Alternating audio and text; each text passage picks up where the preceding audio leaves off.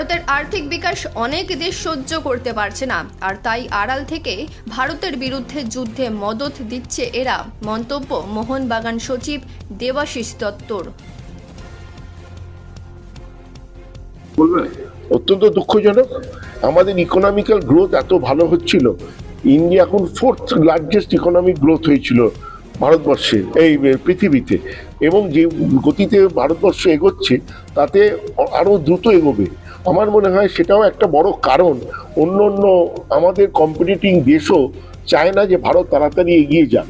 পাকিস্তানকে আমি এখানে আনছি না, অন্য দেশ আমি নাম করবো না, আমি কোনো রাজনৈতিক ব্যক্তিত্ব নই, কিন্তু তারা আমার মনে হয় এই যুদ্ধ হলে তারা খুশি হচ্ছে, কারণ তাতে আমাদের ইকোনমিক গ্রোথটা, আমরা যারা এখানে ব্যবসায়ী আছি তারা সবসময় চাই দেশের ইকোনমিকটা গ্রোথ হোক। শুধু ব্যবসায় নয়, তাতে সমাজগতভাবে উন্নয়ন হবে, তো সেইটা একটা থমকাবে। তবে আশা করি সবারই শুভবুদ্ধি, উন্নতি হবে এবং তাড়াতাড়ি এই যুদ্ধ শেষ হবে।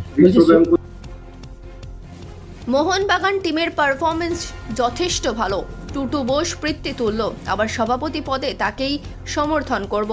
তবে নির্বাচন হলে বর্তমান কমিটি তাদের নিজস্ব পারফরমেন্সেই জয় পাবে, দাবি দেবাশিস দত্তর। কত বেরোবে? টুটু বোস একটা সময় বলতেন যে আমার 3 ছেলে, আপনারও কথা বলতেন, আর এখন কি এমন হলো যে আপনার নাম আর বলেন না? উনি আমার পিতৃতুল্য, ওনাকে আমি অত্যন্ত সম্মান করি, অত্যন্ত শ্রদ্ধা করি। আমার কাছে উনি পিতৃতুল্য এখনো, এটা উনি অত্যন্ত শ্রদ্ধেয় মানুষ, এবং ওটা ওনার ব্যক্তিগত মতামত।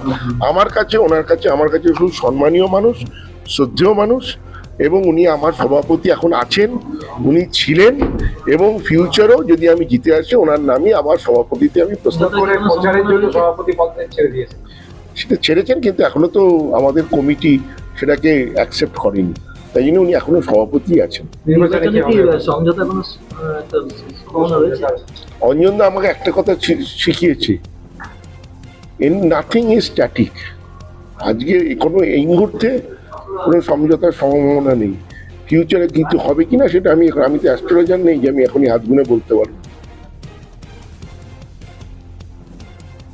দুর্গাপুরে মোহনবাগান স্মরণের বেহাল রাস্তা সংস্কার করে দেওয়ার আর্জি জানান মোহনবাগান ফ্যান্স ক্লাবের তরফে শ্যামল গাঙ্গুলি। রাজ্যের মন্ত্রী প্রদীপ মজুমদারের কাছে দুর্গাপুর শহরে থাকা ওই রাস্তা সংস্কারের দাবি জানানো হয়।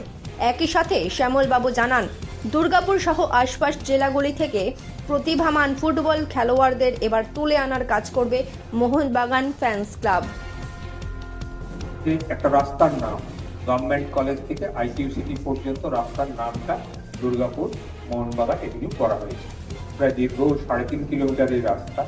স্যার, এই রাস্তাটা আমাদের এই মুহূর্তে চলার একটু অযোগ্য হয়ে আছে।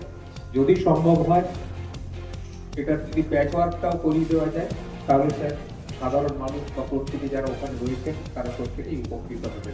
এটা মোহনবাগান ফ্যান ক্লাব এবং আমাদের ওই অঞ্চলে যারা বাসিন্দা রয়েছেন তাদের প্রত্যেকের তরফ থেকে আমি আপনাকে বিনীতভাবে অনুরোধ জানাচ্ছি। দুর্গাপুর মোহনবাগান ফ্যান্স ক্লাব আমরা আবার এগিয়ে এসেছি। আমরা আমাদের সঙ্গে অজস্র আমার নতুন ছেলেরা রয়েছে, তারা প্রত্যেকে ক্লাবের জন্য কিছু করার জন্য একদম মুখিয়ে আছে। ক্লাবের সচিবের কাছে সেটা আমাদের একান্তই অনুরোধ যে দুর্গাপুরের জন্য যদি কিছু করা যায়, যদি দুর্গাপুরের ছেলেদের বা মেয়েদের জন্য এখানে কোচিং এর ব্যবস্থা করা যায় তাহলে খুবই ভালো হয়।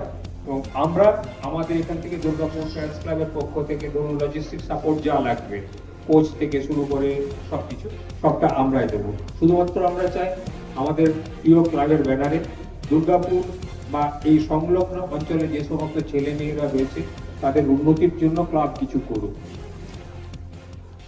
পাণ্ডবেশ্বরের বিধায়ক নরেন্দ্রনাথ চক্রবর্তী, দুর্গাপুর নগর নিগমের প্রশাসক মণ্ডলী সদস্য দীপঙ্কর লাহাবৃন্দ এই অনুষ্ঠানে উপস্থিত ছিলেন। মোহনবাগান ফ্যান্স ক্লাবের এই অনুষ্ঠানে